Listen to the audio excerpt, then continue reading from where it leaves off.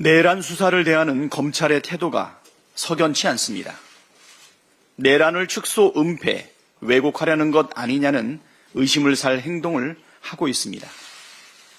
비화폰 수사를 방해하는 것이 대표적입니다. 12.3 내란의 핵심 인물들은 경호처가 지급한 비화폰을 사용했습니다.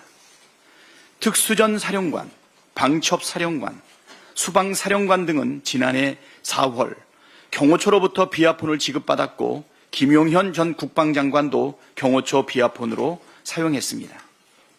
내란 당일 윤석열이 이들이 갖고 있던 경호처 비화폰으로 전화를 걸어 국회 진입과 국회의원 체포 등을 지시했습니다. 즉 내란 핵심 세력들이 경호처 비화폰으로 통화한 내역들을 밝혀내는 것은 내란의 전모를 밝히는 데에서 매우 중요합니다. 비화폰 수사의 핵심은 경호처가 보관하고 있는 서버 압수수색인데 이 압수수색을 가로막고 있는 핵심 인물이 바로 김성훈 경호차장입니다. 김성훈 차장은 계엄 하루 전인 12월 2일 민간인 노상원 전 국군정보사령관에게 경호처 비화폰을 제공했고 계엄 해제 이후인 12월 13일 증거 인멸을 위해 비화폰 불출 대장 삭제를 지시한 것으로 알려졌습니다.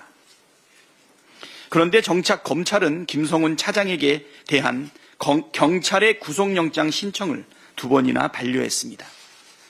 이게 과연 정상적인 상황이라고 볼 일입니까? 검찰이 내란 사건 축소, 은폐하려는 의도가 아니라면 김성훈 차장 구속영장 신청을 2번이나 반려할 이유가 없지 않겠습니까? 검찰은 경호처 비화폰의 존재를 알고 있었습니다.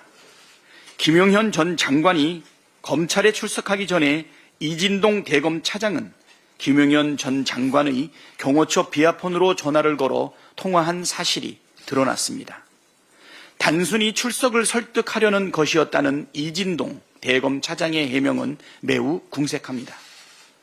더구나 검찰이 김용현 장관과 통화한 경호처 비화폰은 애초 김용현에게 지급된 폰이 아니라 노상원 전 정보사령관에게 지급된 비화폰이었습니다.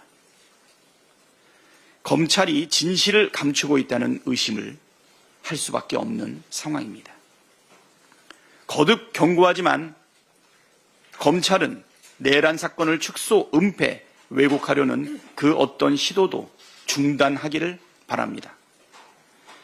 경찰의 김성훈 차장 구속영장 신청에 적극 협력하고 비화폰 서버 압수수색을 방해하지 않음으로써 스스로 결백하다는 점을 증명해야 할 것입니다. 헌법을 지킬 의지가 없다면 공직자 자격이 없습니다. 어제 내란 국정조사에 출석한 최상목 대행이 헌법재판소에 임명 결정이 나오면 즉시 마은혁 재판관을 임명하겠느냐는 질문에 즉답을 회피했습니다. 헌재의 결정을 존중하는데 결정 전에 예단해서 말하는 게 부적절하다는 게 무슨 뜻입니까? 헌법재판소 결정을 따르지 않을 수도 있다는 뜻입니까? 헌법을 수호할 의무가 있는 권한 대행이 아니라 하더라도 공직자라면 누구나 헌법과 법률을 준수해야 합니다.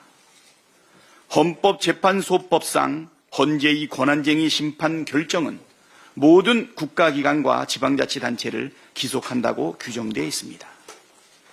공직자로서 헌재 결정에 전적으로 따르겠다는 말을 왜 못합니까?